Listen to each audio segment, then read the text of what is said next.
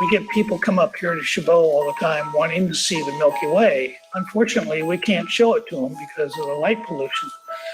So it's more and more, it's getting to the point where the only way you can experience what the night sky really looks like is either A, go find yourself a really dark location high up in the mountains, far away from city lights, or come here to our planetarium. When you're inside the planetarium, you see the sky pretty much the way you would if you were up on that high mountain away from city lights. Well, people are amazed. They get to actually see the Milky Way. They get to see thousands of stars instead of maybe a few dozen stars. And they really experience what the night sky looked like 100 years ago from here in the Bay Area.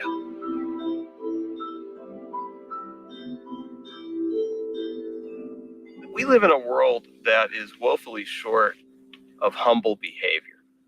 And I come here to be humbled. Every year we come out here about this time of year when it's just starting to rise, right? And we all have the same response, like, "Oh, there's clouds coming in." No, that's the Milky Way. Yeah. For being in the middle of the night, it's kind of bright out here, and I started noticing I was casting a shadow as I was walking along, and then we look up and we realize it's because the Milky Way is so bright that it's casting a shadow. When I look up at a sky full of stars, and my favorite is to be in those places where literally the instant your eyes lift above the horizon, the stars pop into existence. And so it's a full bowl, a hemisphere above you of just rich with stars that you feel like you could reach out and touch. You know, we always say that travel increases your worldview and your depth of thinking. And I guess we're kind of doing that in the maximum possible way, because we're showing people things that are so mind-bogglingly far away. We're not only showing people distance, but we're showing people time.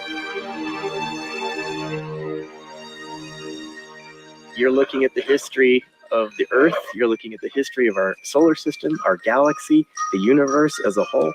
Every single one of these stars, all of the light that you're seeing came from some time in the past. So we're looking at basically a giant time machine. And each one of these dots that you're seeing right now, it left that star potentially millions or even billions of years ago. For me, the charge is, whether it's just looking back like we are right now or finding it in the telescope, understanding that those photons left so long ago only to strike my eye, that is an amazing feeling. Especially when I've been looking for something, when I look at the chart and it's 70 million light years away, it's like, holy cow, those photons left 70 million years ago. And if we believe the science, that's back when the dinosaurs were around. And here it is finally striking my eye. When I am viewing the skies and I'm looking at nebula and I'm looking at stars and I'm looking at galaxies and I'm looking at star clusters, I'm actually traveling through space. And so for myself, it's a way to reconcile the fact that I will never physically be in space, but through the end of my telescope, I am in fact traveling through space. I mean, how many times tonight have we all gone like, "Oh wow, did you see that?" Whoa! Actually, how many of us put new moon on our calendars for our family so they know? And absolutely. How many of us instruct family members now, don't schedule this during Well, the night period? my two daughters got married, and both of them asked me which weekend in September could they not get married. It is like drug addiction, because it's a very pleasurable experience that we organize our life around and that our mood changes with. That's right. So And that we spend all our money on. Yeah, you're right. It is a good analogy. Yeah. And for me, it's great because I sunburn easily, so I've got to do something that's at night. So it works out great for me.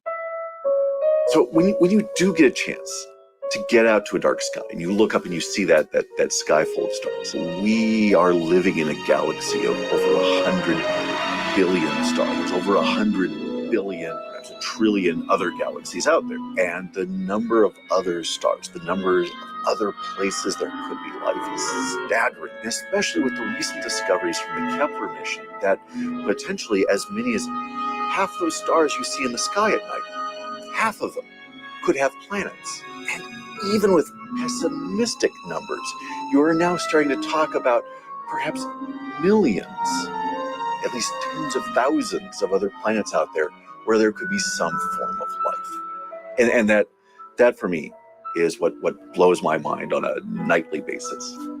We are made of stardust. We are the descendants of ancient stars in the sense that some of the elements that were fused in the interiors of those stars were incorporated into our own bodies. We're the material of the cosmos. It's learned how to understand itself.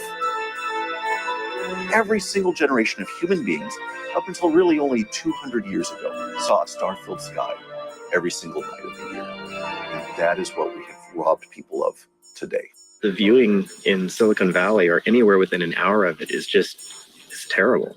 You can't see, other than a couple of the really bright objects, you're missing out on, well, all of this. 80% of North American and European populations no longer live someplace where they can even faintly see the Milky Way from their homes. It's hard enough under a perfect sky to try to figure out how we fit into it all. But at least we've got a reference, Without the sky,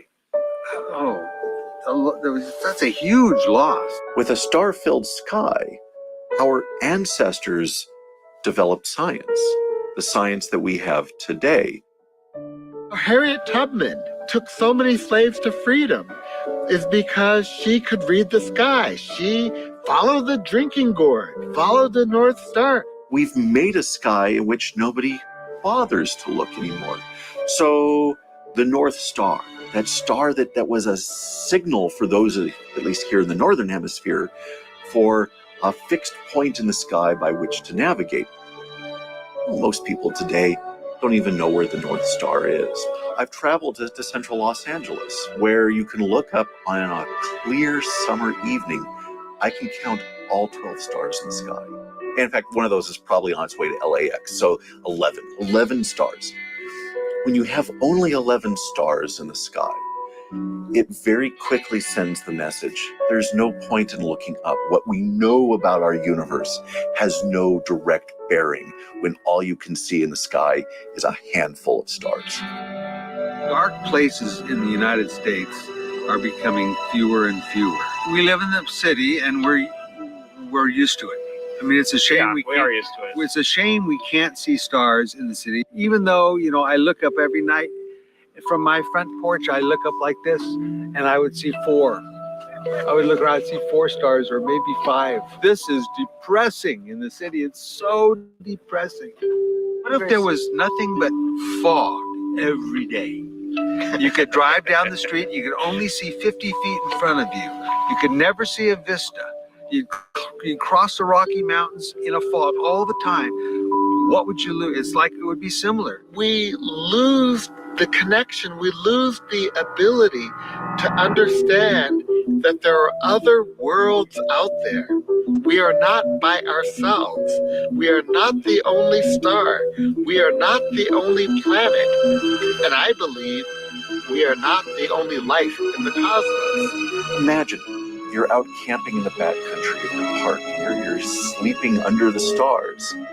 And now imagine I took that sky away and I replaced it with the sky that I see back in Los Angeles. An orange glow with just a few scattered pinpricks. Wouldn't you say you've lost something? Wouldn't you say that some aspect of your enjoyment, your presence in the natural world had disappeared? Our lights that shine upwards, that create light pollution, they're robbing us of the stars overhead. And so they're robbing us of this natural view of our universe at night. So imagine a child that never got to see a tree. Well, we're doing the same thing here by raising an entire generation, and in fact, creating future generations that may never see a star. And if you don't see a star, if you don't wonder about this universe overhead, and so create a world in which what you can see ends at our own atmosphere, then where is that next generation of scientists going to come from? You grow up in a city and you've never experienced the night sky, and then you're told that you're living in light pollution. It's kind of like, say what? What is light pollution? What are you even talking about?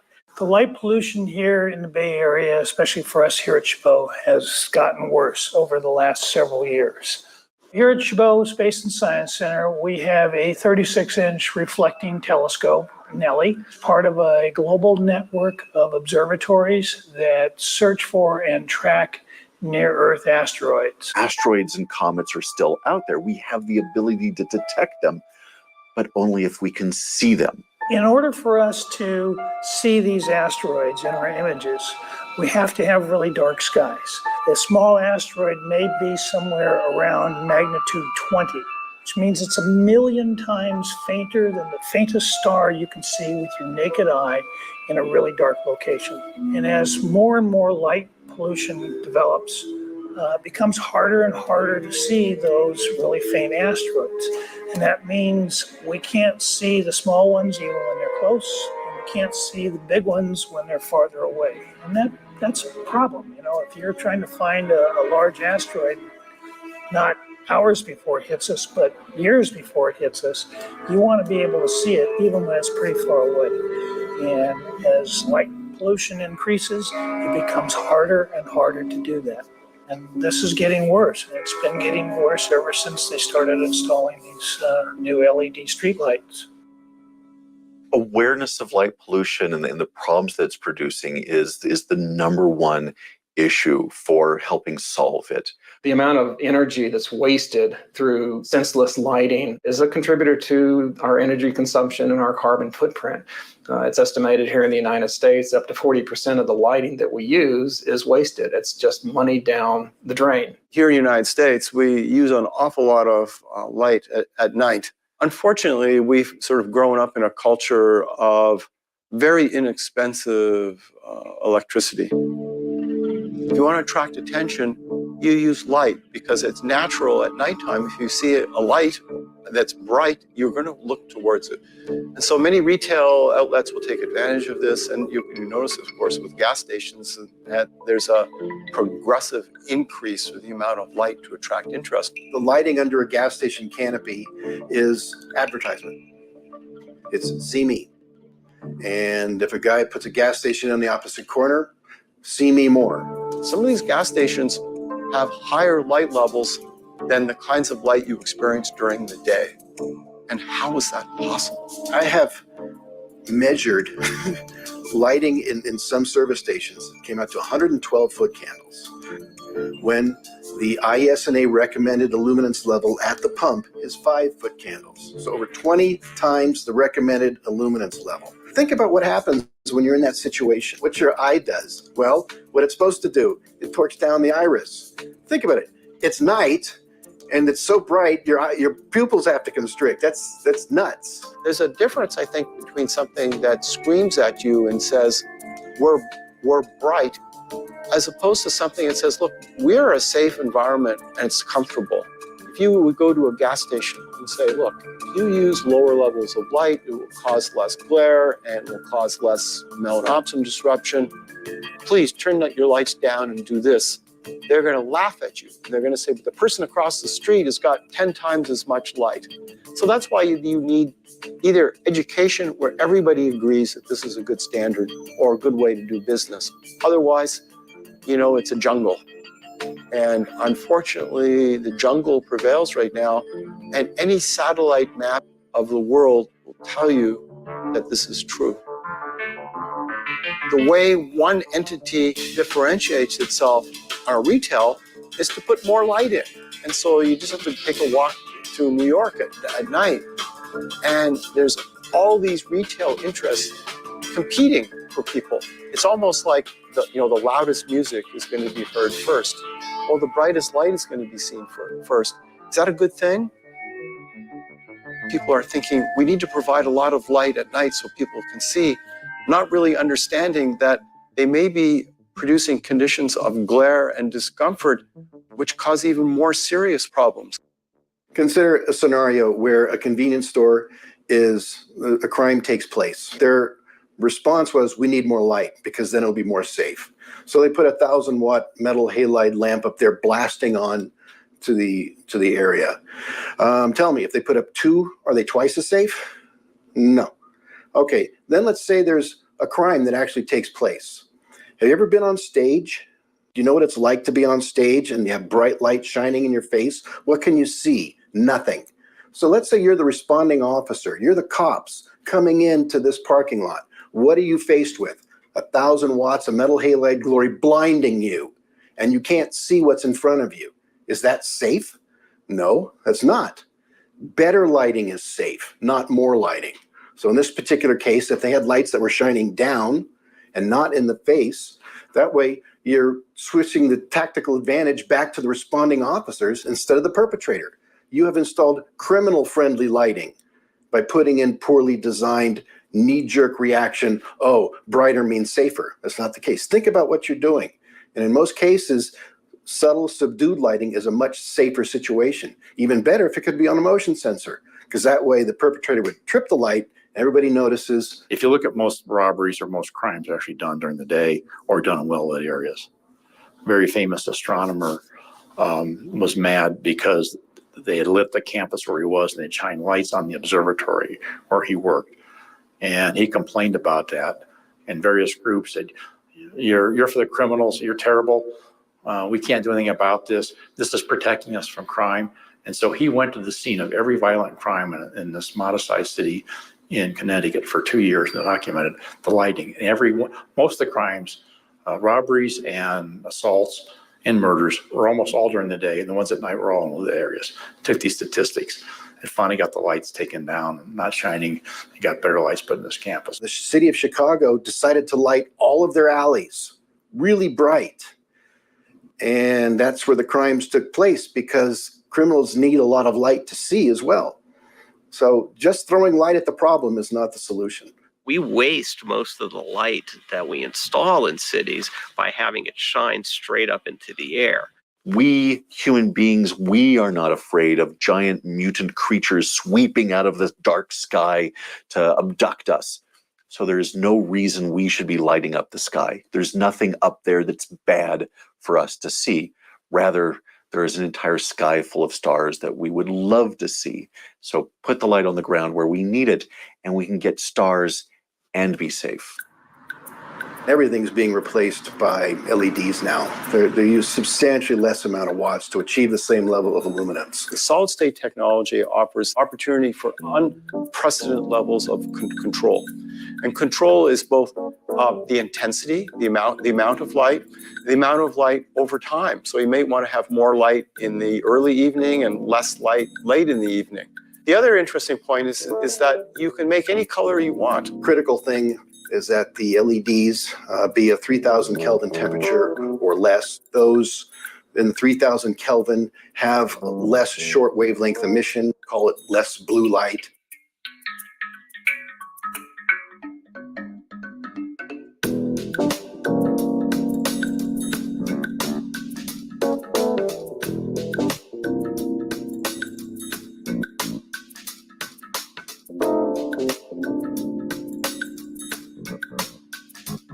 There's no perfect LED. There's always going to be some sort of additional blue light, short wavelength emission compared to the older high pressure sodium. Our human eye perceives the blue light much better and it appears bright. So like say in Tucson, we have switched over to 3,000 Kelvin LEDs, but at the same time, we dropped the illuminance level 60%. And in so doing, nobody has noticed. It still looks about the same brightness as the previous technology did. And in addition, we dim the lights even further at 11 o'clock. So it's down to 30% of what the output was with the older technology. When you do those things, you reduce the lumen output and you change the technology. There's actually less blue light going into our night sky now than there was with the previous high pressure sodium technology. The city of Phoenix, they had originally specified 4,000 Kelvin products, and the word got out that, wait a minute, we've heard this is not good. And they went to the city council and said, let us see what you're actually doing. So they actually put up in various places around town the different lights that they were thinking about. And people said, come take a look, what do you think?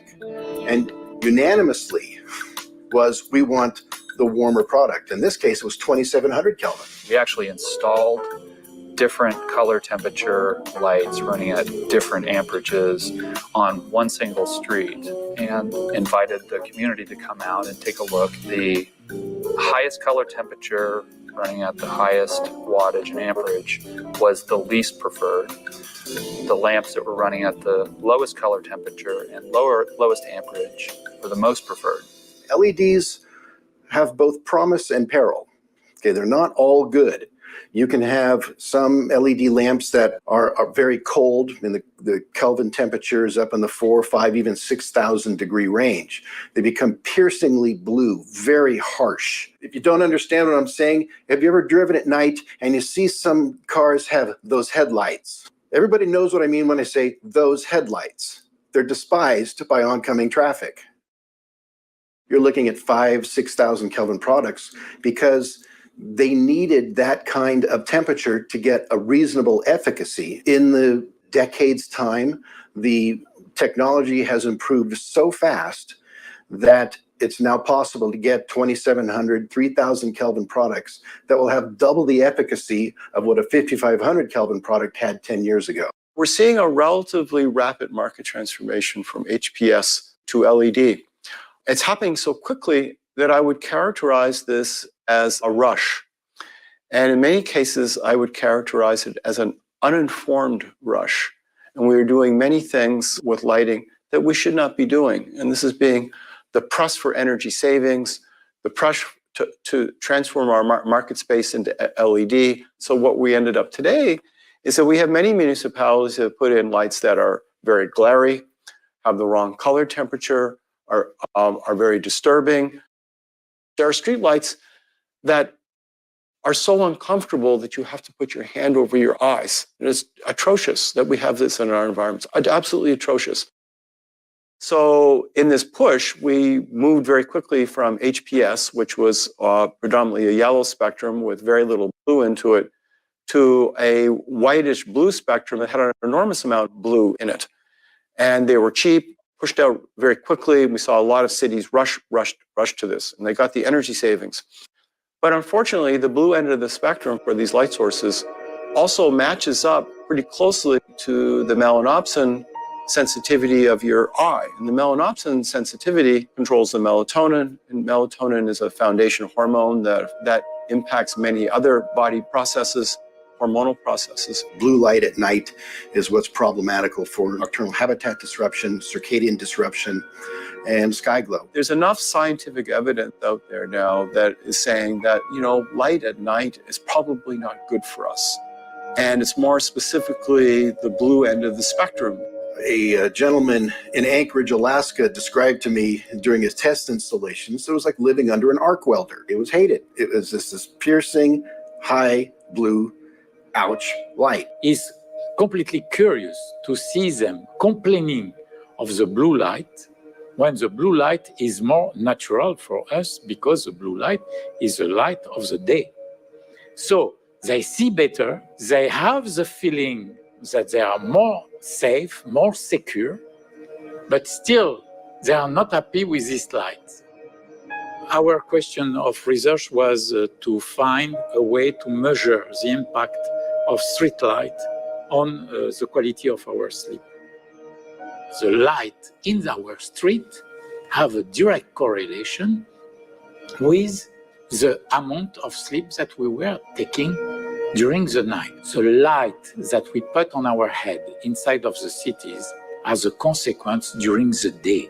You have an excessive sleepiness. People living near a big road with a big amount of light. These people were practically all sleeping after midnight. Also, if it was possible to close completely their windows with big curtains, still the effect was the same. So it was beginning probably in the evening. Blue is a problem, is our light of the day.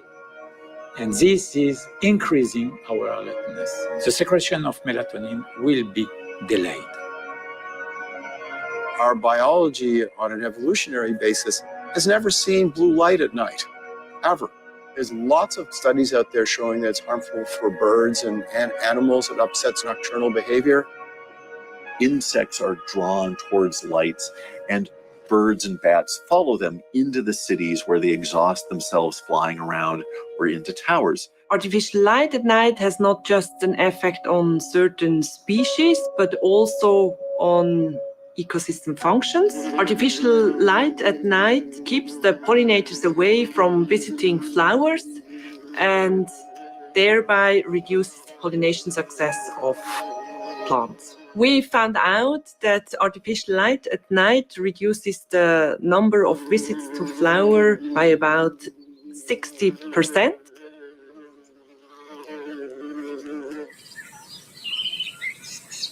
Dung beetles. Dung beetles use the Milky Way as a navigation point in the sky in order to roll their little balls of dung in a straight line away from other dung beetles that might want to steal it. The dung beetles use the night sky to navigate, sort of like a buffet of compass cues to guide them along their routes. A little insect, of course, has a very small brain, less than the size of a grain of rice. It's actually amazing that such a tiny brain can allow an insect to do such an amazing thing as navigate in a straight line. So this idea that we humans alone use the sky above and that only we are going to be effective if it goes away is just wrong.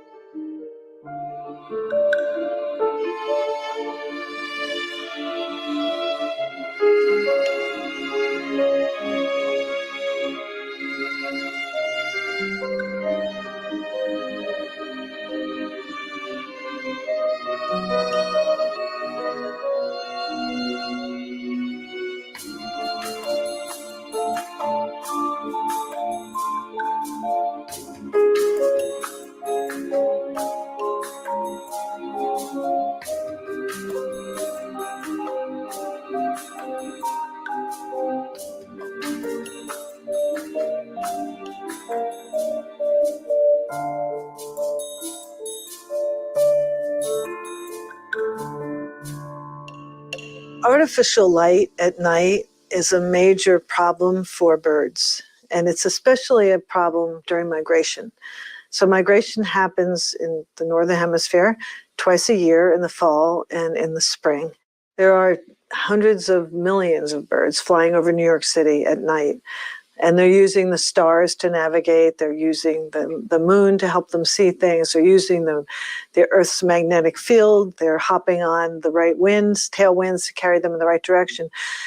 And then they're flying along, and let's say they fly past New York City, and all of a sudden there's this big light. And birds are attracted to light. Birds do go fly to the light. And then we've seen in these very strong beams of light, like the accelerometer used at an airport or a Tribute in Light memorial that we have here every year in New York City, birds will fly to that light beam, and then they'll wind up flying around and around and around. They can't get out of it. We say they get caught in the light. Sometimes they get out on their own, Sometimes we need to extinguish the light if we can. And the problem with the light itself doesn't kill the birds. What the light does is it changes the bird's behavior. If you're changing behavior during migration, it's something the bird hadn't planned on. So it needed a little extra energy to carry it past that point. These are birds that are flying thousands and thousands of miles, sometimes without stopping, to get from one point to another. And they only have a certain amount of time to do it because their life, their offspring depend on it. And they don't have that extra energy that they carry to make a detour. And the energy that birds use is, for the most part, in the form of fat. But if you think about a person who's going on an airplane trip, you want to pack the most amount of stuff that you need in the smallest suitcase, so you don't have to carry as much. Well, it's the same thing with the birds. They want to pack on as much fat as they can without being so heavy that it costs them more to fly. So having a detour like this can have a dramatic effect on the bird's survival. What we see is birds landing in places where they didn't plan to land because they get confused and tired, exhausted. And then the next day, when the light comes up, the natural light, the birds will continue on their flight or go to sit in a tree and look for food. And what they'll do, especially in the city, is fly into glass. So either transparent or highly reflective glass. The bird thinks it's flying into a tree, but it's flying into the reflection of a tree. Or the sky, it's really flying into the reflection of the sky, and it's flying at a good clip. We find dead birds on the streets during migration.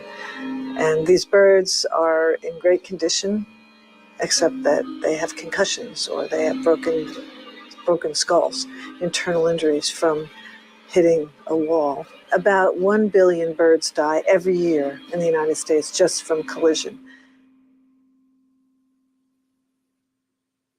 Florida is host to around 90% of all the sea turtle nesting that occurs in the United States. Not only does light confuse adult sea turtles and typically cause them to nest in lower numbers on beaches that are highly lit, it also confuses hatchling sea turtles when they come out and emerge from a nest. The impacts of lighting show up in two different ways. One is that the adult females who are attempting to come to shore to nest are generally dissuaded from nesting where there is a lot of artificial light. You know, if you imagine this animal evolved over millions of years to return to a beach at night to lay its eggs.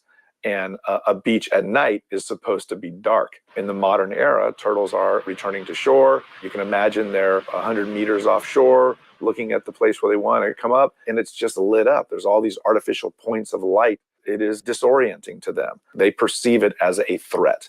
And so they don't nest as much in areas where there's a lot of light. Sort of the converse is true for hatchling turtles. Here are newly emerging turtles that have never been outside of the nest, literally. They're going into the open air for the first time, and in order to survive, they must get to the water and then swim offshore and find the currents and the habitat that they can survive in. And that initial instinct on how to get to the water is influenced by several things very strongly. One of which is the slope of the beach. They tend to understand that downward seems to be the direction to go in. But even more powerful is the light. On a dark sky, even with no moon or no stars, a cloudy dark sky at night, the direction of the water is still the brightest horizon. Hatchlings have developed this instinct to go in the direction of the brighter horizon. Obviously, if towards the land is the brighter horizon because of artificial light, it attracts them. And that's what we see. In Florida alone, every year, tens of thousands, maybe even 100,000 or more hatchlings are disoriented and go toward the land rather than toward the sea, and that's that. Here's an animal that's been around for more than 100 million years and has survived through ice ages, through all kinds of environmental calamities and obstacles in the environment. And we come along, and because we want our back patio lit up and light shine out onto the beach, we're actually causing the deaths of this ancient animal that predates the dinosaurs.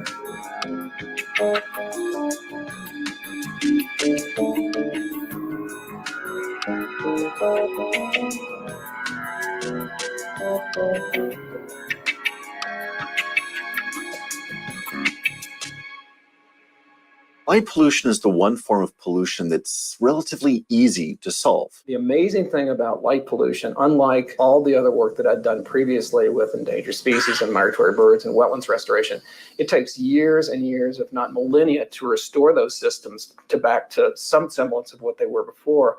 Whereas with light pollution, you literally can flip a switch and make a difference immediately.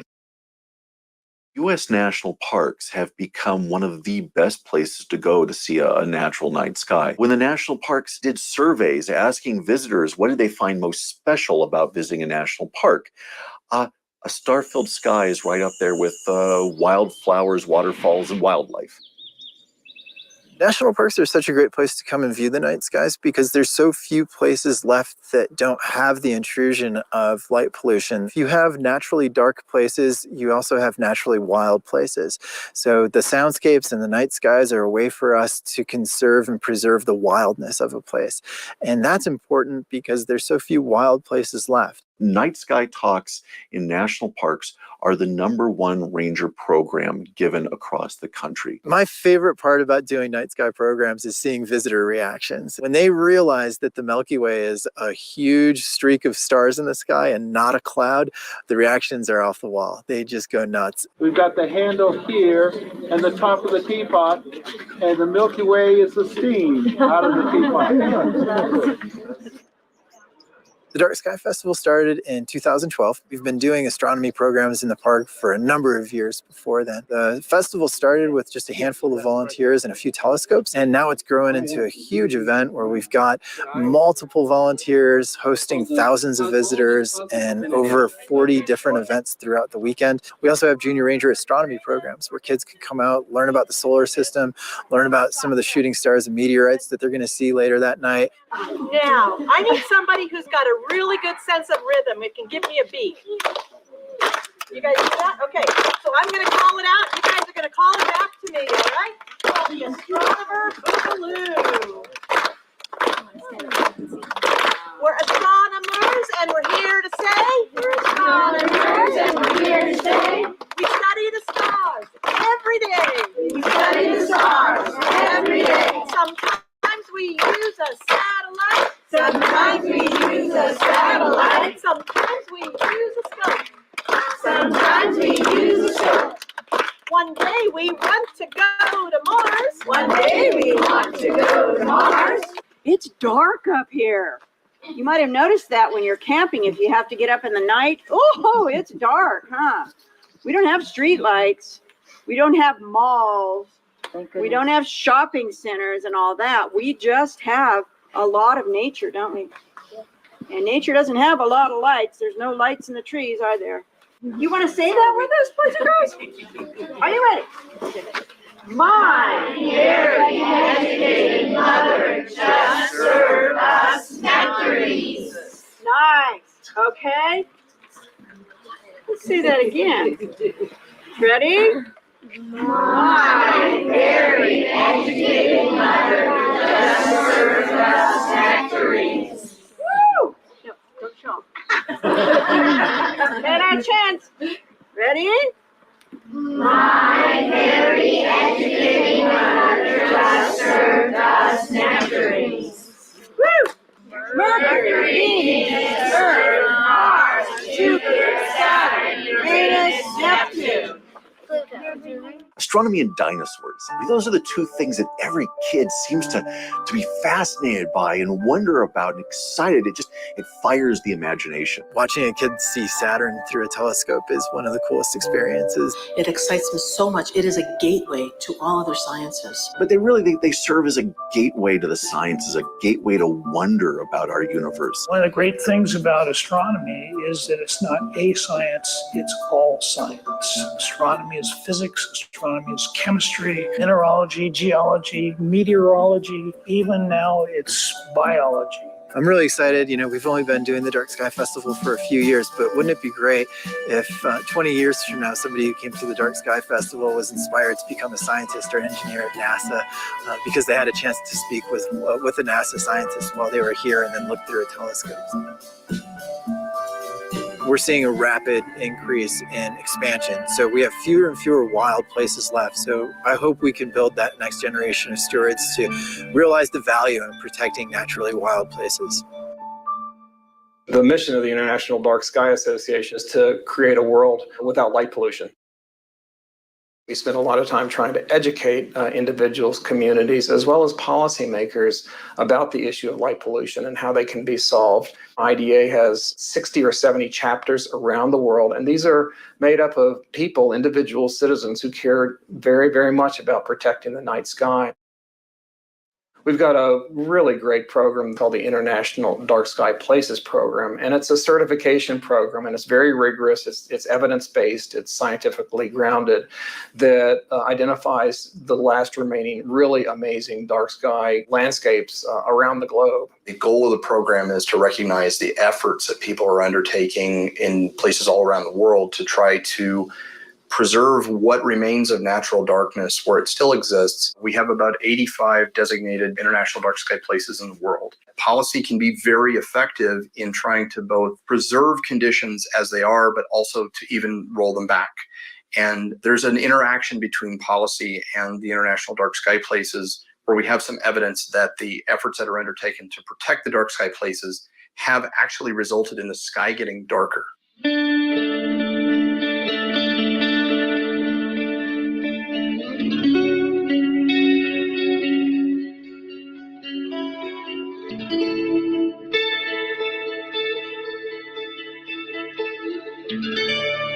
The Tucson area is known for its world-class observatories. And as the ambient light pollution increased with the growth of Tucson, the astronomy community said, we've got a problem here that we need to fix.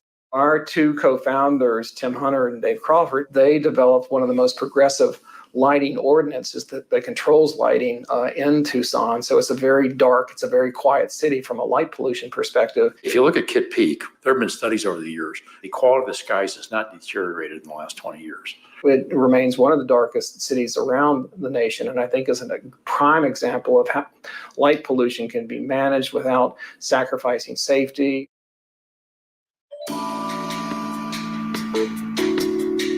There are many beaches around Florida where there's high density sea turtle nesting, like the Archie Carr National Wildlife Refuge, Hobe Sound. It's extremely dark on the beach at night. I mean, there are homes and condominiums along that beach, but they're all using turtle-friendly lights, or else they just have turned their lights off completely on the ocean side at night. So it's quite dark on the beach.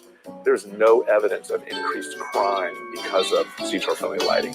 In fact, one of the things that people don't really understand until they experience it is that you can actually see better at night in sea turtle-friendly lighting. All of our exterior lighting is dynamically controlled on a local basis where the lights will dim down considerably during periods of inactivity, and when there's people or cars or bicycles, it will ramp up. Our chief of police here, if they're doing tours around campus or around the city, if they see the lights turning on, they'll do a turn-in. Or if they see the facade of a building at full light, they know that somebody's there or has been there. and they'll take a look. And so now they actually talk about how this is contributing to the feeling of safety and security, and they're calling it their safer campus. We can get about a 70% energy savings just by putting in adaptive controls. We've heard from a number of property owners when we've converted most of their exterior lighting to sea-turtle-friendly light, they've seen a 75% reduction in their utility bill. Most of the big cities right now are making the switch and are going with the warmer products. Chicago has specified 3,000 Kelvin. Tucson did. San Francisco has just made that declaration. We are upgrading 18,500 of our high-pressure sodium streetlights. We also took notice when the AMA issued their guidelines saying that cities and counties looking to upgrade their streetlights should choose LED lights that are 3,000 Kelvin temperature or below. And we're making sure that all that light is directed down. There's no light that's going up. We're lighting our streets, we're not lighting our skies. There are a lot of advantages to using LED lights and replacing our high-pressure sodium streetlights. LED lights in general produce a more uniform light distribution. The LED lights last longer, up to 20 years. The high-pressure sodiums last 3 to 5 years. So you're going to save on maintenance costs.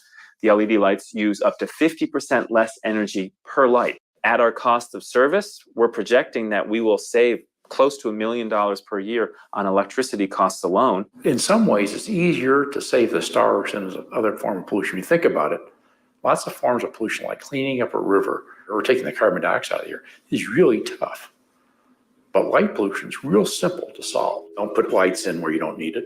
Put the right amount in the ground, shield it so it goes in the ground, and turn it off when it's not needed. Light where you need it, when you need it, and the amount necessary, and no more. Why pay for something you're getting no benefit out of?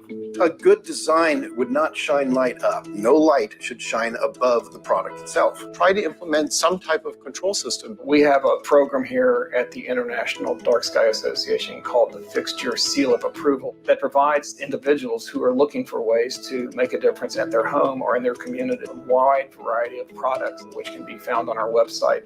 There are 3 different features that we can adjust to make the light less disorienting. One is to bring it closer to the ground. If we lower that light physically, then less of it reaches the beach itself. The other is to keep it shielded so that it's really focused on only those areas where we need it. There's no reason to light up the whole sky or have light shine out onto the beach. Sort of more on a technological basis, longer wavelengths of light tend to disorient turtles less. Every one of the places where we have retrofitted lights and there was disorientation before, there has been no disorientation after. We have grant money to pay for the fixtures and the bulbs for lighting retrofits. You'd be surprised that sometimes we also get declined. The number one response when you start talking to property owners is, oh, well, how am I going to be able to see? They have a safety concern. They have a fear of losing light. Is it going to make my property more vulnerable to crime? Those are natural responses, especially natural when people have never encountered sea turtle friendly lighting. In many cases, they hear, oh, turtle-friendly lighting means it's going to be dark. And that's not the case. It's just you have to experience what the light is going to be like. It's of the same spectrum that was the lighting for the Golden Gate Bridge for decades. For New York City Audubon's Lights Out program, we ask buildings to turn their lights out after midnight. It hasn't been a tremendous success because we only have about 100 buildings in the entire city of New York that sign on to turn their lights out for birds. It's interesting, you'd think that people would want to turn their lights out. It's like a no-brainer, right? Turn the lights out, save money. Why are the lights on anyhow? There's no one in the building. But there is pushback, and you get pushback by all kinds of reasons or explanations, like, well, we don't know who turns the lights out, or our cleaning people need the lights on, or it's a safety issue to keep lights on at night. All those issues I can acknowledge, and they can all be worked around. Cleaning people need the lights on when they're cleaning, and they can turn the lights out when they leave the room. Or for safety, to have a motion sensor light, so when people are moving around, then the light lights up. And that's going to make a signal to people that there's someone moving around where they're really not supposed to be. It's part of the city to me to not have the night sky. It's always surprising to me if I can see something at all. So to me, it's not like I'm disappointed that the city doesn't have the night sky. What I am concerned about is that the cities will overwhelm the parts of the world that can see the night sky. Light knows no boundaries. It travels forever. Spreading the word to those bigger cities, while they might be really far away, the impact that they have on the natural darkness here at Lassen is pretty significant. So we hope that folks visiting from San Francisco and Reno and Sacramento will go back and realize that the little things that they can do to reduce the light impact in those big towns actually will make a difference here at Lassen. People who are unfamiliar with our organization and they hear dark sky and they're going to say, we want to turn off all the lights. No, that's not the case. Our name says dark sky. It doesn't say dark ground. You can have both. There's no reason why you can't have excellent lighting and still see the stars. I live in Tucson, a municipality of over 1 million people, and I live 7 miles from the city center, and I can see the Milky Way from my driveway every night. There's no reason why that can't be the case everywhere. Looking for asteroids, that's planetary defense. That's trying to protect the human race from potential impacts. And we know that those impacts have happened in the past. We know that the dinosaurs were wiped out by the asteroids. So, there's some practical importance to it as well. But the other thing is, it's just the basic desire to know. You look out there among the stars, you see what's out there, you want to understand it. You want to know, how did it get there? Are we alone? By eliminating light pollution, by reducing that, we give the birds a better chance to see the stars. And the stars is what they're using to navigate with. We humans are smart enough to figure out how we're impacting the rest of the planet and other forms of wildlife, and take relatively modest actions to give these animals a chance to survive. So if you do these simple things of shielding, lower wattage, lower power LEDs, and oranger, yellower LEDs, we can get the stars, we can be safe, we can save electricity, we can save natural resources. We can do all of this, and we get that sky full of stars. It's a win-win, win-win situation. We can all benefit from this and live in an industrial, technological world perfectly safe and see the Milky Way, once again, the way everyone used to. The majority of LED products that are being used in the change-out are dark sky friendly design. So this change in technology will actually accelerate the improvement. Shielding a light has an immediate effect. You don't have to wait for the environment to respond to it, because it will begin responding immediately.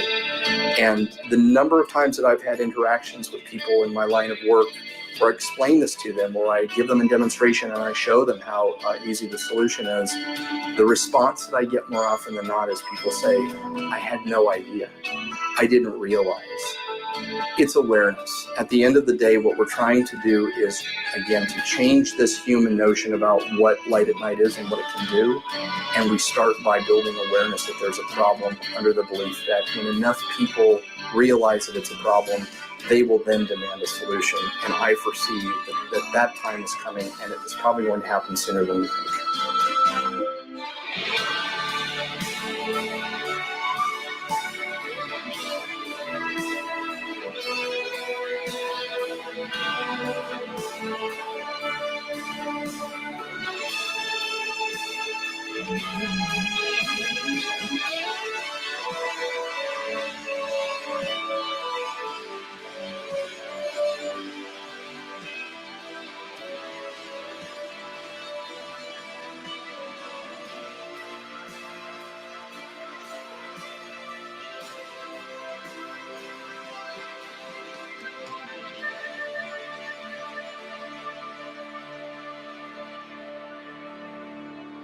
What do you like about looking at the night skies or being seeing so many stars?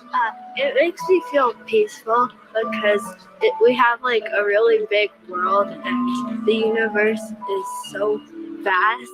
And when you look at the night sky, you can kind of get lost in it. feels really magical because everyone's doing it together. For different galaxies, in different galaxies for different solar systems. Some of them don't even exist anymore. It's just the light trying to get to us. You're absolutely right. What's your favorite planet? Mars. My favorite planet is Neptune. Neptune? My favorite is Mars. Why? Because my favorite color is red, and I kind of like the explosive dust that's on Mars. Like in New York, they probably wouldn't be able to see the stars because everyone always has lights on. There's big posters with lights around them, and there's street lights, so...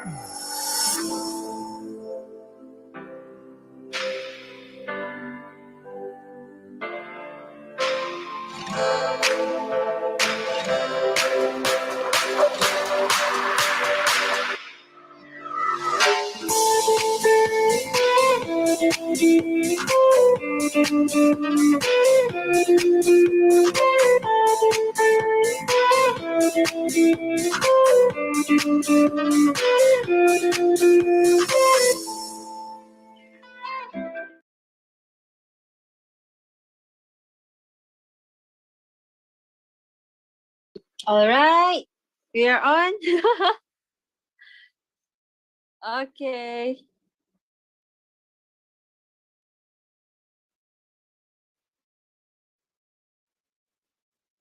Yep, we're on. Can you guys hear me? Yep. Hi everyone. Assalamualaikum semua. Selamat malam.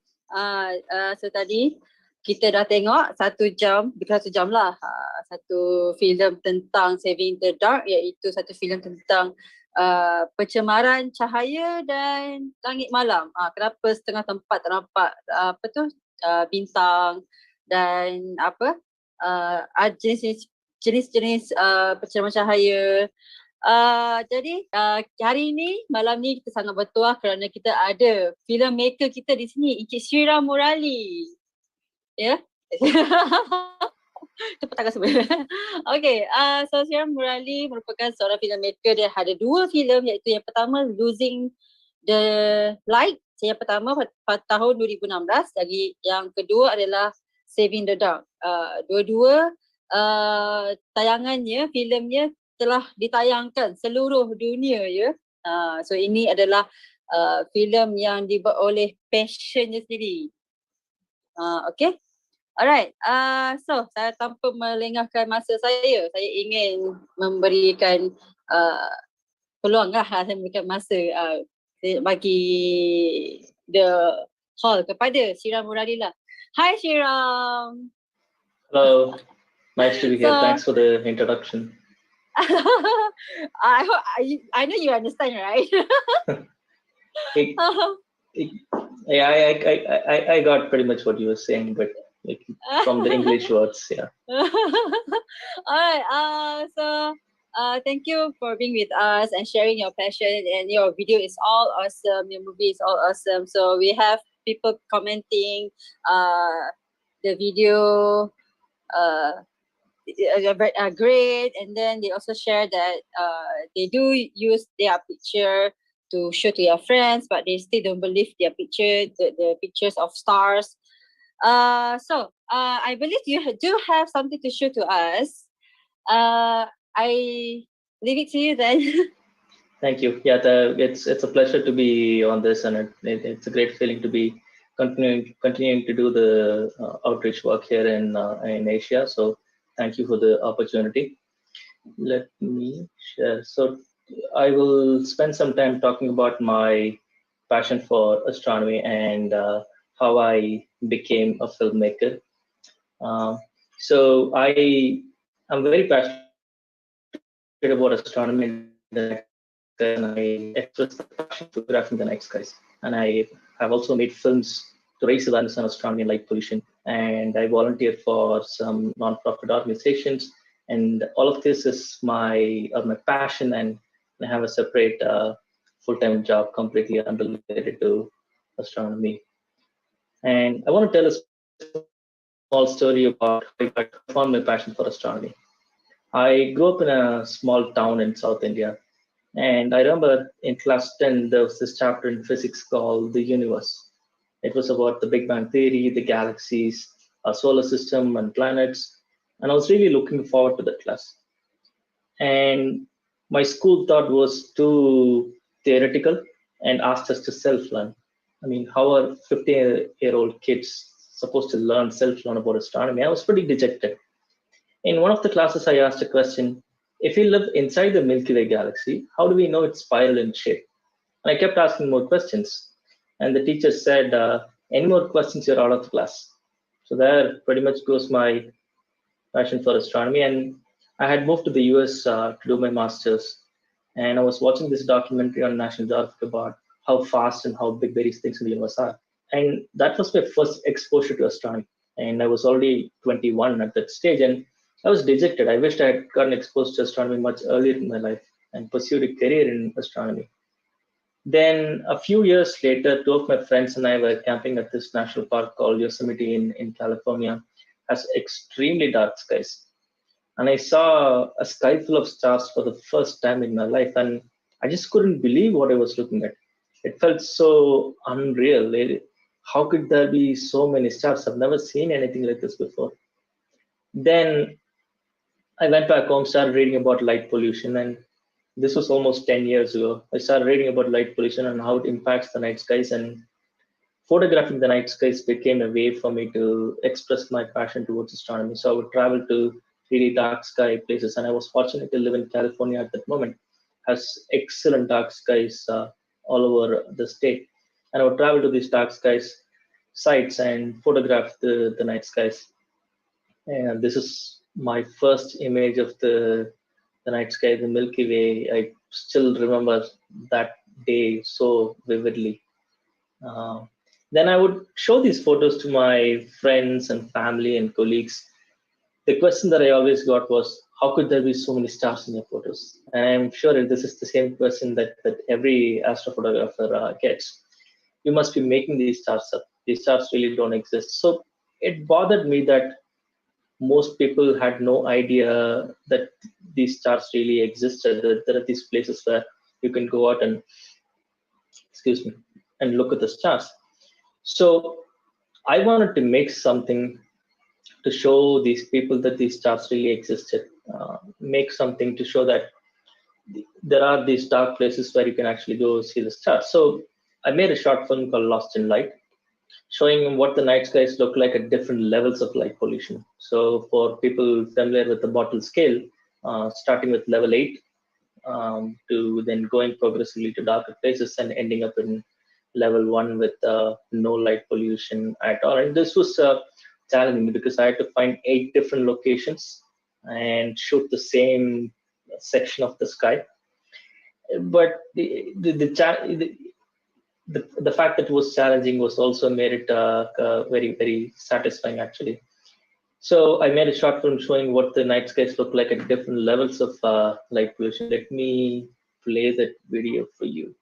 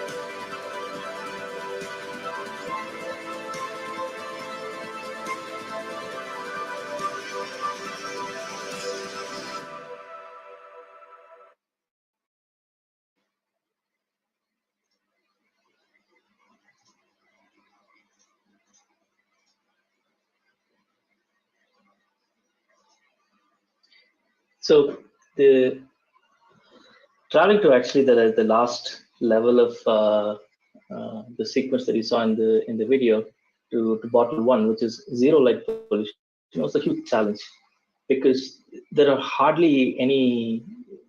very few places left in the world where there is absolutely no light pollution. So, and the core focus of the video was also the Milky Way, and the Milky Way is only up in the summer months. And this location was a remote desert in California, and in the summer months it gets really hot there, and it was about 50 degrees Celsius when I got there, and I'd never been anywhere that hot before, and I had to travel about 12 hours and another 3 hours on a jeep through backcountry dirt roads. And when I got to this location, there were sand dunes, and I pitched a tent there, and I didn't see anyone for the near 100 kilometers. I was there all by myself, and there was no one, even if I could shout from my heart.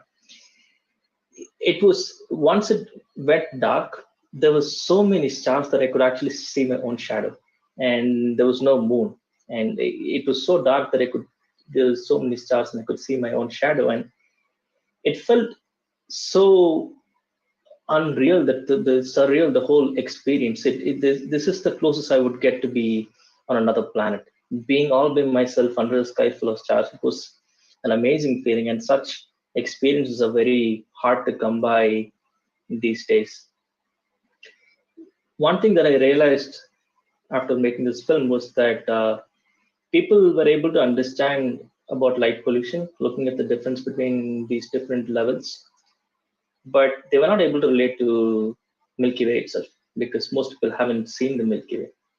So I wanted to make another short film showing how light pollution affects the view of the night skies, but with a more familiar side, the Orion constellation. And here you see an image of no light pollution at the top and light pollution at the bottom. Usually when I take my friends out to a dark side, I usually ask them to look at a familiar site like the Orion constellation and try to identify the same once they get to the dark side. And it's difficult. In the cities, it's difficult to make out the constellation because there is so much light around it. And ironically, in the dark side, it's also difficult to make out the constellation because there are so many stars around it. And so I made the Lost in Light, the first short film, basically for my friends and family to believe me that I'm not making these stars up. But it went on to be a huge success. I completely did not expect it. In about a week, it made the news in about 40 different countries. It went on to be featured on National Geographic, and it is played in several film festivals, schools, museums, and made me very happy that I was able to express my passion, and it was put to such good use. And it played in a few film festivals, and there was this one particular festival in San Francisco called the Green Film Festival. And it was that they played a lot of environmental related films. And after watching some environmental films, that I felt like I want to make a film of my own. I want to make a film about astronomy, and I want to express my passion for astronomy and talk about light pollution. Now, I wanted to make a film to one, express my passion for astronomy, and then also the effects of light pollution on wildlife. There is hardly any emotional quotient to it. People know there are the presentation, there are documentation, there are articles saying how it affects wildlife, but then there is no emotional aspect. People don't feel emotionally towards the issue. And then also, I wanted to show how astronomy could impact children's lives. Growing up under a sky full of stars or getting exposed to astronomy at a very early stage of life. Now, I had no idea what filmmaking was. I made these couple of short films, which were basically time lapse. Can't even call them films. So I was very new to filmmaking. I had no idea what gear to get, so I had to figure out what cameras to get, how to interview people, how to record audio, and pretty much do it all by myself. So I'd go to a location, interview the people, record the audio, make sure everything in focus, do all by myself. So it was a very interesting experience. And another thing that I wanted to make sure was keep the film non-profit, as in make no money out of the film itself, and that I would give it out for free, because my goal was to express my passion, raise awareness about light pollution, and make it useful for as many people as possible. And the fact that I did this also helped, because everyone that worked on the film, myself, then the person that composed the music for the film, the one that edited the audio, a couple of other people who did interviews, all volunteered for it. Usually these things cost thousands of dollars, and all these people volunteered for it from across the world. And the passion for astronomy brought all these people together. So it was a very beautiful thing. And I spent about a year making this film, and I would often wonder I had no idea how this film would rate against good documentaries, because since I was very new to filmmaking and I had no way to gauge how good this film was, and I would go to my job, do my day job, spend 8 hours, come back home, spend another 8 hours almost every day for a year, and it was exhausting. To be honest, it was completely exhausting. But one thing after another, it started getting picked up by film festivals, environmental film festivals. Some would pick it for the story writing. I had no idea what story writing was. Some would pick it up for the cinematography. I had no idea what cinematography was. So it was a surreal moment when film festivals, one after another, started picking up the film.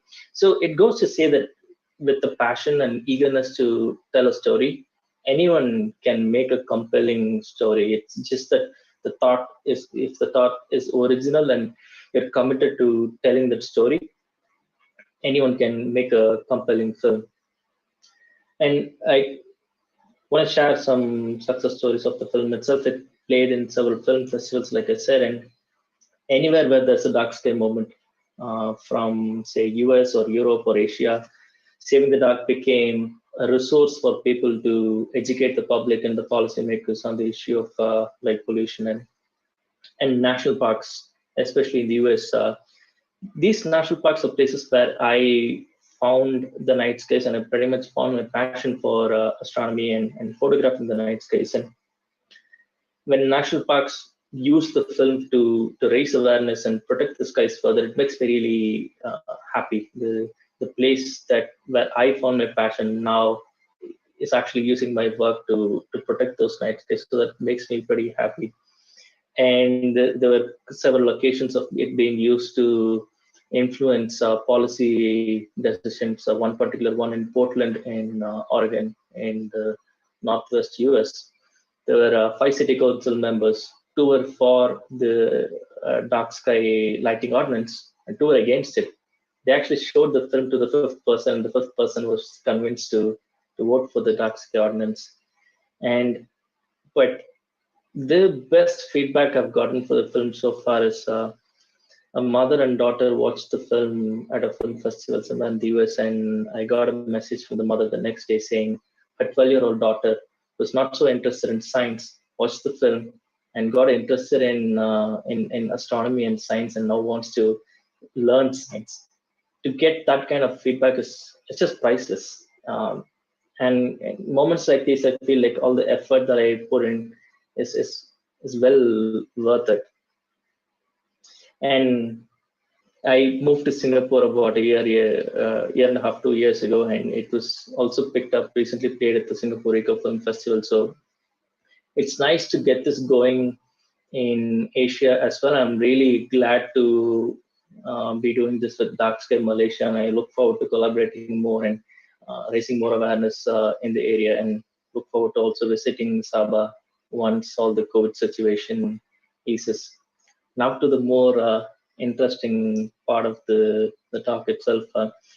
So I'm currently working on another film after, it's been about 3 years after I made Saving the Dark.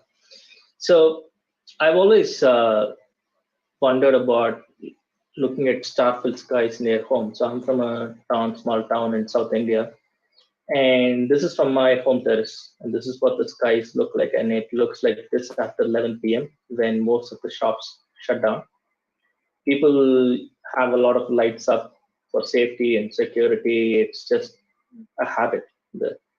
So the sky is a pretty light polluted, and I've often wondered what it would be to look at a star-filled sky near home. So I traveled to locations, darker and darker locations near home. I was able to spend a lot of time because of the COVID, and my office allowed me to work from home for a while. So I went back to India, spent about 5 months, so I had a lot of time. And I traveled to darker locations to look at the searching for the stars. My family a few years ago bought a farmland about 5 kilometers from the town, and that's the first location I went to and looked at the skies there. And it is pretty light polluted. I didn't see any particular lights directly, but the sky was the horizon was completely washed out from all the lights from the town 5 kilometers away. So this is an example of how powerful these lights are and how light travels, even though you don't see them, but you see the effect of this light pollution that these lights are causing. Now, I was nowhere close to satisfied looking at these skies, though there are a lot more stars than what was at home. I also live very close to nature and very close to reserve forests, and to go to further darker locations, I had to go to pretty much the edge of reserve forests. And these reserve forests usually come with the risks of encountering wildlife. But to look at skies like these, I was willing to take the risk. So every time I went there, I would go with a couple of people who would stand next to me, and they would basically just look for elephants and bisons in the area. Once we saw an elephant standing about 3 feet away from us, and it was thrilling to say the least. And the darker the location was, the more I could actually see. It's very counterintuitive. Dark means it is dark, you don't see anything, but the darker it got, I could actually see more in terms of, say, the stars, the fireflies. I could actually hear more, the insects, the frogs, the nocturnal birds. Then though the skies are really amazing in terms of the number of stars, if you look at the left to right, you still see a good amount of light pollution and brightness on the left side, and it's coming from towns which are about 30 kilometers away. So the lights are still impacting these darker areas, the lights from more than 30 kilometers away, which is pretty far. Then I venture into the reserve forest itself, and here the skies were unbelievable. And to stand under a star-filled sky in a pristine jungle with wildlife lurking around, it almost felt like how our ancestors would have felt hundreds of years ago, because all this nature, all these wildlife and the stars are all what we had in common with them. And they would have stood under the exact same skies, and it's actually a bridge between the past and the present. But even here, I could see a little bit amount of light pollution towards the horizon, and one end where the light's still visible from the towns beneath. So I traveled further into the reserve forest, and the next location was an island, and we had to go on a boat, and there was a small accommodation, a tent within the island itself, and there the skies were just incredible. In this image, you see the green dashes.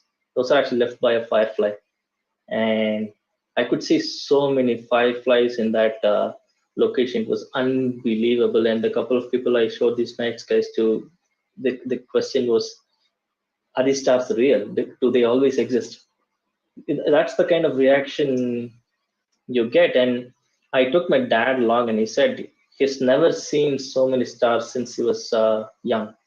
And to also bring along family and show them the night skies like this, and make them feel make them look at these stars, it was a special feeling. And I'm making this next film called In Search of the Stars, which will showcase this journey of looking at darker skies and why I do that.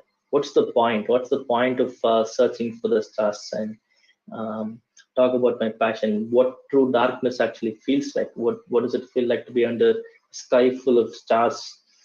Then the fact that you can actually see more in the dark. And the other thing is, like one of the national park rangers in the film says, a naturally dark place is also a naturally wild place. So any place where there is hardly any light pollution, it's also very natural. Everything else is also protected. The whole ecosystem is protected. There are many nocturnal animals thriving in that location. And I want to show in the film how I felt traveling from like traffic noise and traffic lights to fireflies and insect sounds and nocturnal bird sounds and sounds of frogs. It's living in towns and cities, we often forget what nature feels like. And I want to give people the sense of what actually nature feels like. And for me also personally, I went searching for the stars. I also fell in love with bird watching. And I have fallen in love with photographing birds. So you go searching for the stars, you'll actually fall in love with nature itself. And I found that myself. And that is the thought I want to convey in this next film. With that, thank you for the opportunity. I will take any questions you may have now.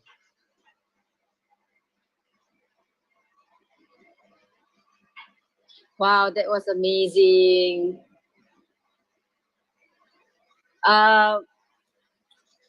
Wow, I love the part where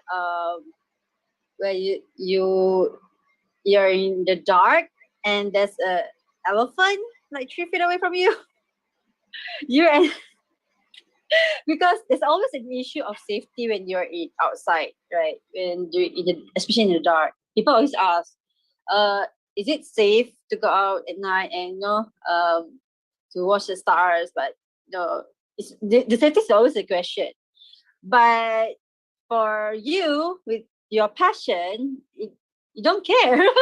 You with the elephant, watching the sky. I hope my mom is not listening. No, dear mom, your son is all right. It's funny you mentioned that in fact the desert where I went to for level 1 of light pollution in California, there were snakes and insects and other scorpions around, but it pretty much blinds you. You go after one thing and that's all you have in your eye. You pretty much forget about everything else. And even in my town, people hardly venture out either into these reserve forests at night or to the edge of these villages at night.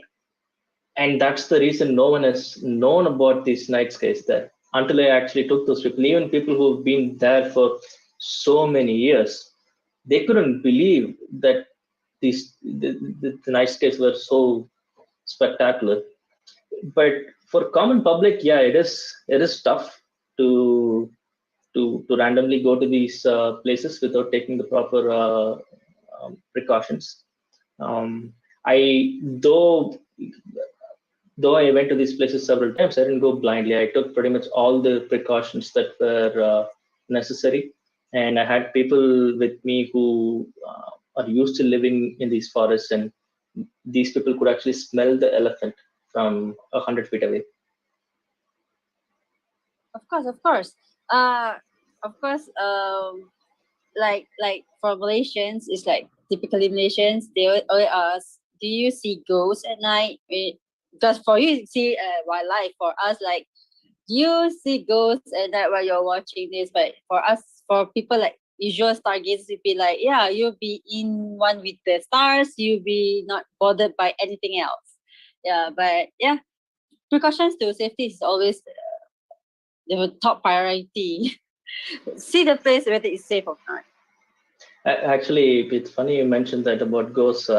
I used to be scared of the dark and scared of ghosts growing up. But when I found my passion for the night skies, that just went away. Yeah. Just went away. Yeah. Exactly. Once you realize what it is, once you become really interested in it, your fear for the dark just goes away. Exactly. Yeah.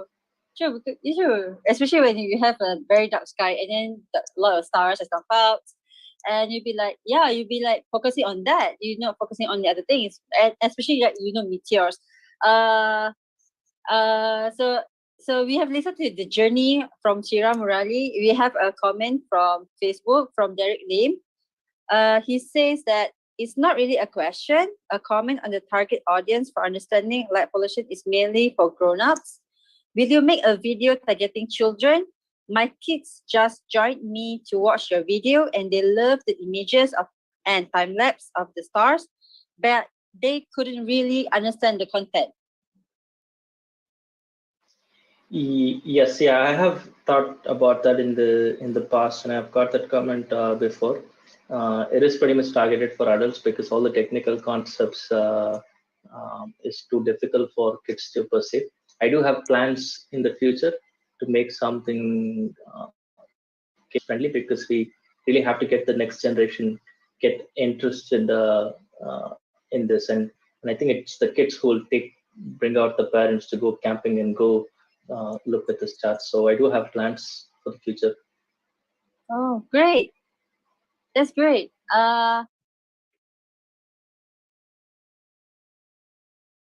Okay. Is there any question from the community here? If you guys have any question, you can just turn on your mic and ask, or you want to ask in the chat.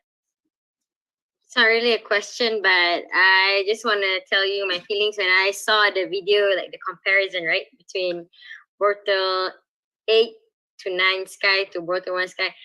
It was very uplifting. I was watching it. I can feel it, my face getting hot because I want to tear up. It was so beautiful.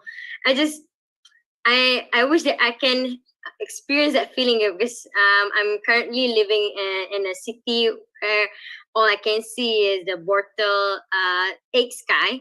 But when I go to this island and I experience the Bortle 2 sky, it was unbelievable. Just like what you said, it was unreal. And I would do anything like if I have the time to go back to that place and experience that one more time. And by watching a video, it was just it brought back those feelings, and I feel like tearing up. It was so beautiful.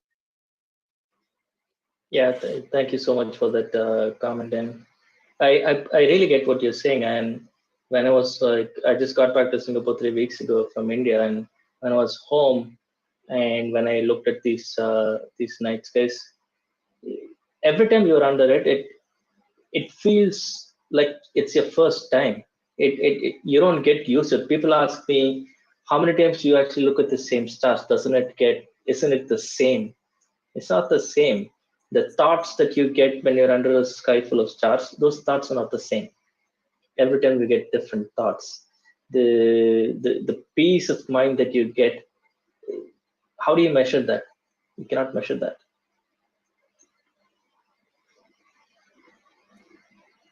It just beyond words. Whenever I'm looking at the stars, like you said, it never the same. The emotions that I feel, the thoughts that I'm having that time, and everything about my existence. This is just on existential level. When you are watching the stars, it's just amazing.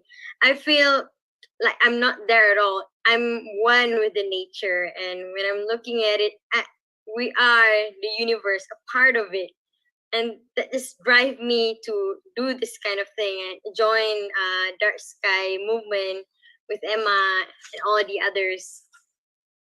It's very inspiring. It's great to hear how you feel under the night skies. For me, sometimes I wonder about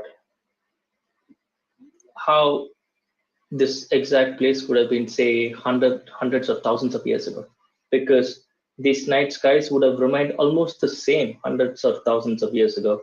So it's in a way you're able to travel to those times in your own mind. Watching your film, right, Sriram? Because what you said just now, you are the director, you are the producer, you are the one who interviewing, you are the one who capture, taking the time lapse, the videos at night. You are the one person, You mean, and I'm imagining the gadgets that you're bringing along, all these places. Could you tell us your experience bringing all that things? So first of all, I'm really grateful for two people, Jorge and Ed Hickey, these two people who composed the music for the film. and edited the music for the film, and a couple of other people who did a couple of interviews for me in Europe because I didn't want to spend money traveling all the way to Europe. And usually so I tried to economize as much as possible. So I had very basic equipment. I had a Sony, not basic, but very as small amount of equipment as required. I had a Sony A7S II, and I had a lavalier mic, a Sennheiser lavalier mic, wireless, then a tripod.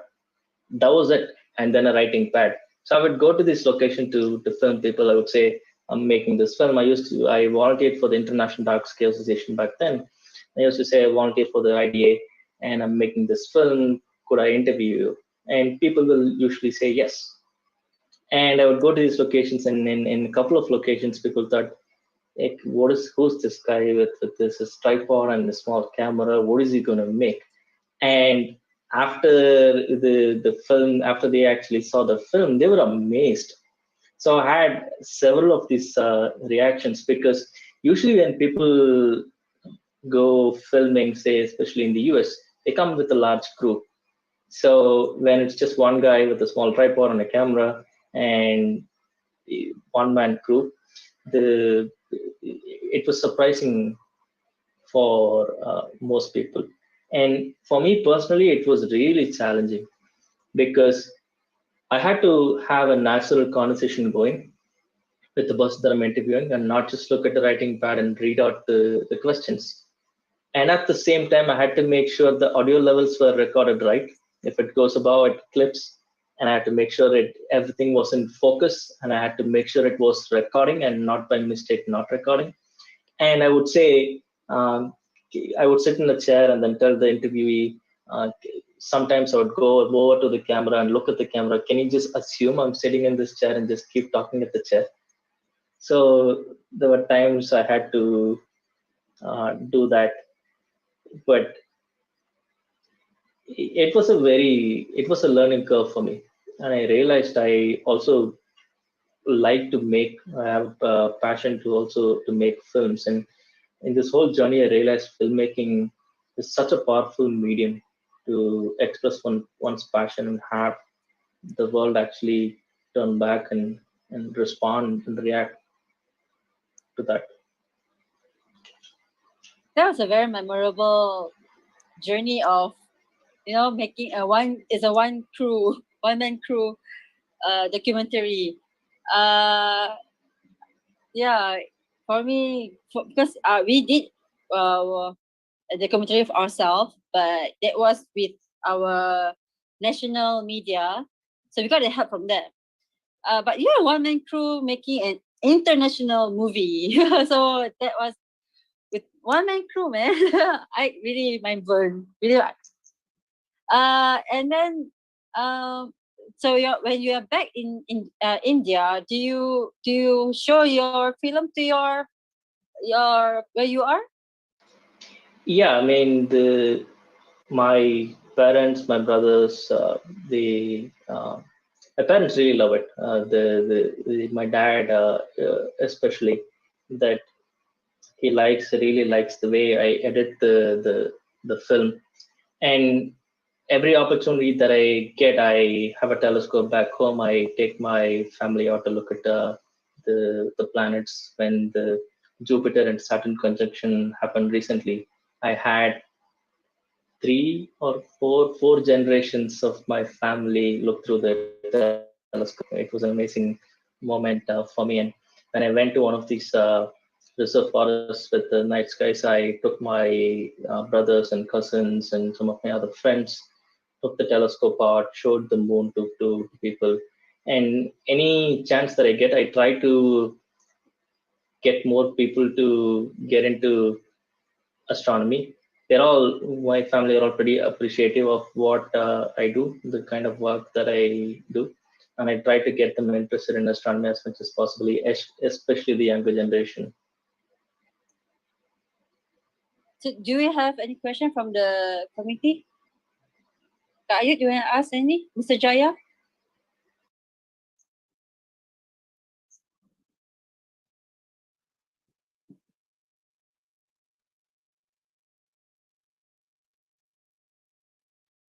Hi, hello. Hi, Mr. Jaya. Hi, everyone. Hi, Mr. Sriram. Hi, Kak Emma. Hi, Kak Nurul. Ayat. Okay, actually, I don't know what to ask because I was really amazed of the video. You see, when I bought the book for astrophysics in Hari, the cover page is something like this.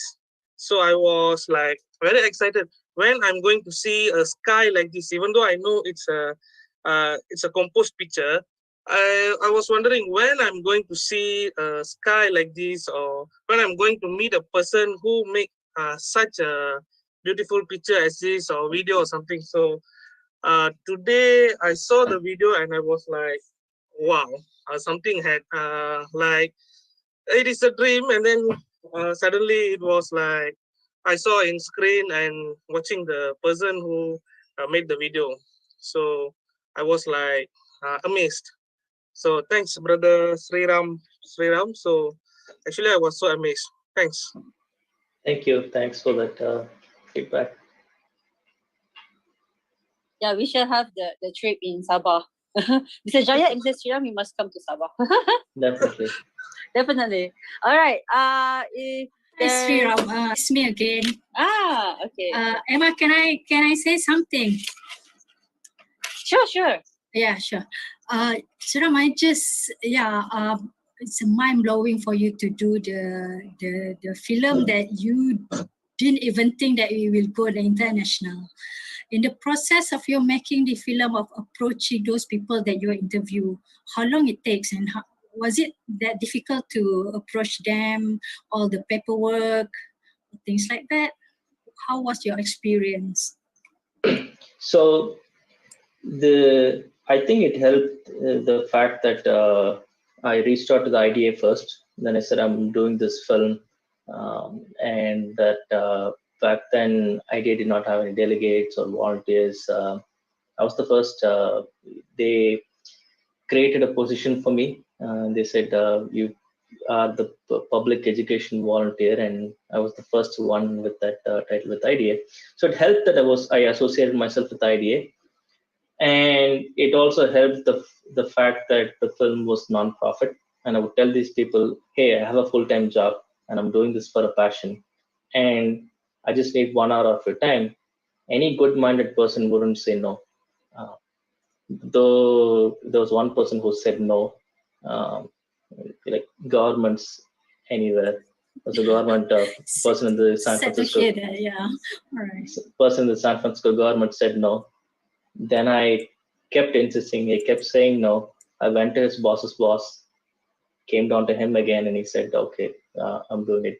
So, except for 1 or 2 people who work for the government, everyone else in the nonprofit world, everyone in IDA, everyone that worked for conservancy, any nonprofit, they were all they love to interview for the film, because there's also hardly any awareness on these conservation efforts that most of these nonprofits do. So they love to talk about it. And the fact that I also made the film nonprofit, it helped me get material from many of these conservation organizations. For example, the videos of the turtles. I couldn't actually go to Florida during the nesting time to film these turtles, so I got it from a couple of nonprofit organizations in Florida, and many other people also contributed their work for free. So to interview these people, it was pretty straightforward. No one, I didn't have any issues at all. I just sent them an email and said, booked an appointment, showed up to interview. Yeah. As straightforward as that. No paperwork. Oh, another thing. Okay, usually you have to get a lot of paperwork done for documentaries, and especially when you're interviewing someone, you have to get a non-consent. You have to get the consent from them saying, "Oh, I'm allowed to use here." But I had a full-time job. On top of that, I was already spending another 8 hours a day. I just couldn't deal with that, so I took a chance. I pretty much took a chance, and I thought, I'm doing it for a good cause, and I'm not going to make any money out of it. Like, I hope people don't come in the way, and no one did. Yeah, I like the part in your film that gave me reflection on how changes, how we can make change. For example, the hotels in Florida where the lights would, from before and after, how actually something can be done if we are thinking about the same thing. Yeah. Yeah, that part of it is actually amazing when I heard about it, that when they retrofitted, changed the lights in those condos and hotels, that the sea turtle disorientation numbers came down to 0. So it is possible to use these dark sky or this animal friendly specific lighting and just get it back to normal, like how it was, say, hundreds of years ago. So you actually went to Tucson to see the places with lots of oaks over there, the community themselves, right? Yes, I went to the IDA headquarters itself in Arizona and interviewed all of them and looked around the communities in Tucson. Yeah, I think the one thing is that the policymaker or the mayor of each city, they maybe should have some awareness. Oh, they do. Tucson is one of the city that has a designation dark sky. Dark sky. No, they do have dark sky city, something like that. Yeah. So it's under Gazetted IDA. one, right? Yeah, they're designated under IDA because the headquarters is there. John Barentine is in Arizona, right? With Dr. Connie Walker. Yeah, they're all there. They're all in Tucson. Yeah. So their city is like heaven for dark sky because they are using the dark sky friendly. We should follow their steps. Yeah, that's why the buy-in is important and it's not an easy thing to do. Yeah, we have to start talking to our authority. Yeah, it's not always easy to talk to the authorities, and usually the approach is different based on who your audience is. If it's the authorities, the cost angle helps, and sometimes the environmental angle helps, but I've found it doesn't help too much. But it's mostly the cost angle that helps a lot. Then comes the environment. Another thing that really helps is astrotourism. And if you can show them the kind of revenue, there are cases, some case studies I think from the IDA that shows how much astrotourism brings in economy. So that angle helps with the authorities.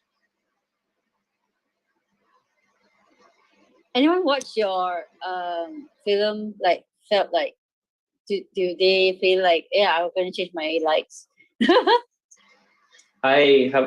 So when I made the first short film, Lost in Light, so that was just a time lapse, right? Myself going to 8 different locations, photographing the night skies for a couple of hours at each location, made a video out of it. But then people would write to me, architects, engineers from all over the world. I'm building a new house. We are planning a new city. What should the lighting be? And that's why I started realizing, I now have to start learning about all these lights. I just made a short film about the night skies. Now I have to learn about those lights. Then many people would write to me saying, I actually went and changed all my lights in my house after watching your film. So in my office also, they have branches all over the world, and in one of the locations they were changing the outdoor lighting, and the department, the people watched my film and they got ideas on what lights to fit. So that happened a few times. That's amazing. Yeah, we should do one. My vision now, right? When I started this also, I wanted to like have a similar film of yours, but locally done in Malaysia, show in Malaysia that we do have a very good night sky, and we should preserve it, use a good light, and yeah, I really need your guidance. The one crewman, I cannot. I don't think I can do by one person, but yeah, I need your help. Like I'd love to help. I'd love to be a part of that.